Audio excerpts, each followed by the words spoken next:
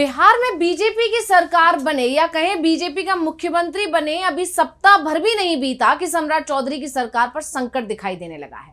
सरकार ने अचानक ही विधानसभा का सत्र बुला लिया है और इस सत्र में बहुमत का परीक्षण कराया जाएगा। अब सबसे बड़ी बात तो यह है कि सत्र सिर्फ एक दिन के लिए ही बुलाया गया है और इस सत्र की डिमांड विपक्ष की तरफ से नहीं की गई थी, क्योंकि विपक्ष को तो एहसास है कि एनडीए के पास बहुमत है। राज्यपाल को भी पता है कि एनडीए के पास बहुमत है और इसलिए उन्होंने भी सम्राट चौधरी को सीएम पद की शपथ दिलाई, तब भी बहुमत साबित करने को नहीं कहा था। ऐसे में सवाल उठ रहे हैं कि फिर सम्राट चौधरी बहुमत साबित क्यों कर रहे हैं। और खबर यह भी आ रही है कि 4 मई को 5 राज्यों के विधानसभा चुनाव के बाद बिहार के सियासी समीकरण बदल सकते हैं। नीतीश कुमार ने जिस तरह से चुनाव नतीजों तक मंत्रिमंडल का विस्तार रोक दिया है, उसके बाद बीजेपी सरकार को डर लग रहा है कि कहीं 4 मई के बाद कोई खेल ना हो जाए। इसलिए सम्राट सरकार बचाने की कोशिश में और बहुमत साबित उनको करना पड़ रहा है। एक बार बहुमत साबित हो जाए उसके बाद वो दूसरे दलों में सेंधमारी कर बिना जेडीयू के भी बहुमत जोड़ने का खेल कर सकते हैं। लेकिन सवाल ये उठ रहे हैं कि कहीं बीजेपी के साथ ही खेल ना हो जाए। इसी को लेकर आज हम अपनी इस स्पेशल रिपोर्ट में करने जा रहे हैं बात। नमस्कार, मैं हूं अंशिता।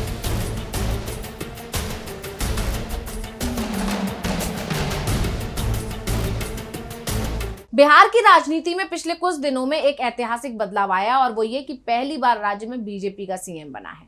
15 अप्रैल 2026 को सम्राट चौधरी ने बिहार के 24वें मुख्यमंत्री के रूप में शपथ ली, जो राज्य के इतिहास में पहली बार हुआ है। इसके बाद अब खबर आ रही है कि सम्राट चौधरी अब 24 अप्रैल को सदन में विश्वास मत हासिल करेंगे, यानी बहुमत साबित करेंगे। और इसके लिए विशेष सत्र बुलाया गया है 24 अप्रैल को, जो कि सिर्फ एक दिन का सत्र है। और इस दिन मुख्यमंत्री सम्राट चौधरी सदन में विश्वास मत प्रस्ताव पेश करेंगे और बहुमत साबित करेंगे।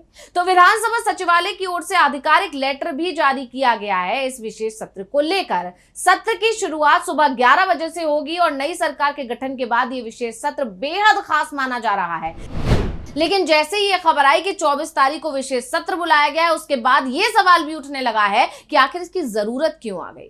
क्योंकि सदन में विश्वास मत तब लाया जाता है जब सरकार को सदन में अपने बहुमत पर संदेह हो या फिर नई सरकार के गठन के बाद उसे अपनी ताकत साबित करनी हो। नई सरकार को बहुमत साबित नहीं करने की स्थिति में इस्तीफा देना पड़ता है, लेकिन ना तो विपक्ष की तरफ से ऐसी कोई मांग की गई है, ना ही राज्यपाल ने ऐसा कोई आदेश दिया है कि सम्राट चौधरी अपना बहुमत साबित करें। तो फिर सम्राट चौधरी क्यों परेशान है, किस दबाव में है? क्या गठबंधन के अंदर सब कुछ ठीक नहीं है? ये सवाल इसलिए उठ रहे हैं कि सरकार गठन के बाद से ही सवाल उठे हुए हैं। जेडीयू कभी भी बाजी पलट सकती है, ऐसे दावे किए जा रहे हैं और इसलिए सम्राट चौधरी आनन फानन में एक दिन का सत्र बुलाकर विश्वास प्रस्ताव ला रहे हैं।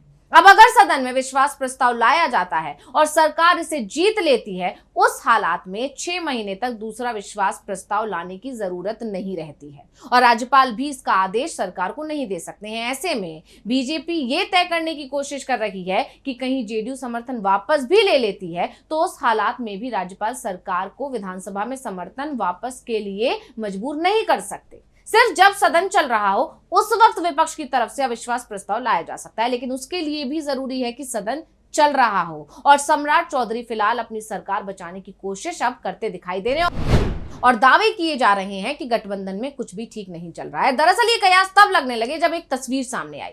ये तस्वीर है मुख्यमंत्री सम्राट चौधरी और नीतीश कुमार की मुलाकात की। दोनों की ये मुलाकात 5 देशरत्न मार्ग स्थित आवास पर हुई और इस दौरान तस्वीर में देखा गया कि सम्राट चौधरी हाथ जोड़कर नीतीश कुमार को प्रणाम कर रहे हैं और नीतीश कुमार ने सम्राट चौधरी के कंधे पर हाथ रखा हुआ है। तो सम्राट से मिलने के बाद नीतीश कुमार मुस्कुराते हुए दिखे हैं और जिसके बाद दावे किए जा रहे हैं कि जेडीयू ने सम्राट चौधरी की नींद उड़ा दी और अब सम्राट चौधरी कहीं ना कहीं नीतीश कुमार को मनाने की कोशिश कर रहे हैं। और सम्राट चौधरी की जो नींद उड़ी है उसकी वजह है 20 अप्रैल को होने वाली बैठक।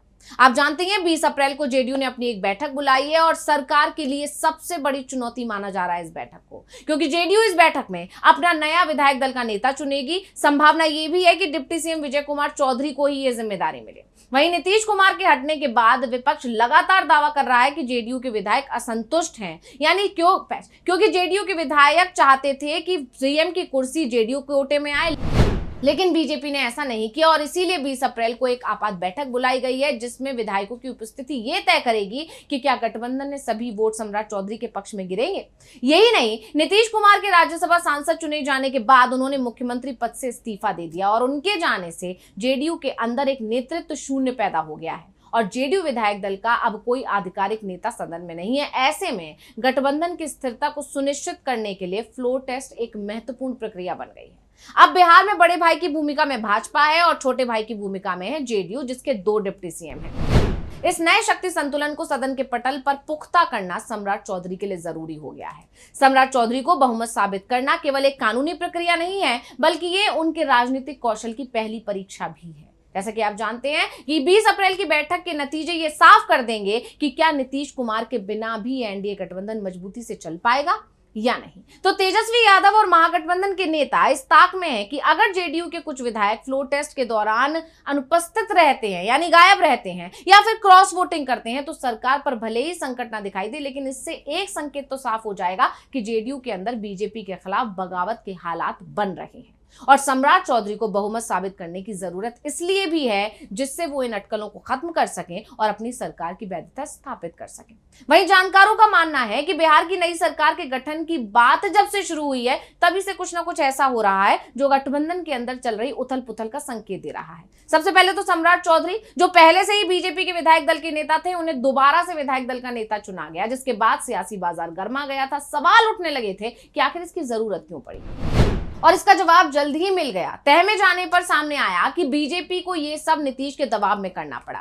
बीजेपी सम्राट चौधरी को सीएम नहीं बनाना चाहती थी। उसने कई और नाम सामने रखे थे नीतीश कुमार के, लेकिन नीतीश कुमार ने दूसरे सभी नामों को खारिज कर दिया और सम्राट को सीएम चुनने के लिए बीजेपी को मजबूर कर दिया अपनी वीटो पावर का इस्तेमाल करके। लेकिन अब जेडीयू सम्राट चौधरी की टेंशन बढ़ा रही है। यानी एक तरह से कहा जाए तो जेडीयू की तरफ से सम्राट चौधरी को जो सीएम बनाया गया है उसका अब फायदा लेने की कोशिश की जा रही है। दावा किया जा रहा है कि बैठक में बीजेपी से अलग होने की रणनीति भी बनाई जा सकती है। इसीलिए सम्राट चौधरी टेंशन में है और अचानक से नीतीश कुमार के आवास 7 सर्कुलर रोड पर जो ये बैठक बुलाई गई है, इस बैठक ने बीजेपी की धड़कनें बढ़ा दी हैं। जेडीयू के विधायकों को 20 अप्रैल को पटना में हाजिर होने को कहा गया है। सम्राट चौधरी के सीएम बनते ही और नीतीश कुमार के सीएम पद छोड़ने के बाद के इस घटनाक्रम को बेहद अहम माना जा रहा है। कहा यह जा रहा है कि 20 अप्रैल की ये बैठक सिर्फ आम मुलाकात नहीं, बल्कि ये बिहार की राजनीति का टर्निंग पॉइंट हो सकता है। सवाल उठ रहे हैं कि क्या नीतीश कुमार बीजेपी को कोई नया अल्टीमेटम देंगे? क्या वो कैबिनेट विस्तार या सीटों के फॉर्मूले पर अपनी शर्तें मनवाएंगे? ये तमाम सवाल उठ ही रहे हैं और इसी से बीजेपी खेमे में बेचैनी है। बीजेपी को डर सता रहा है कि 4 मई को नतीजे आने के बाद शायद नीतीश कुमार कोई खेल कर सकते हैं और इसीलिए बीजेपी ने खुद को सेफ जोन में लाने के लिए 24 अप्रैल को विशेष सत्र बुलवा लिया है। अब देखना ये होगा कि बीजेपी को इसमें कितनी कामयाबी मिल पाती है। तो स्पेशल रिपोर्ट आपको कैसी लगी हमें कमेंट करके अपनी राय जरूर दीजिएगा। इसी के साथ मुझे दीजिए इजाजत। देखते रहिए डीवी लाइव। नमस्कार।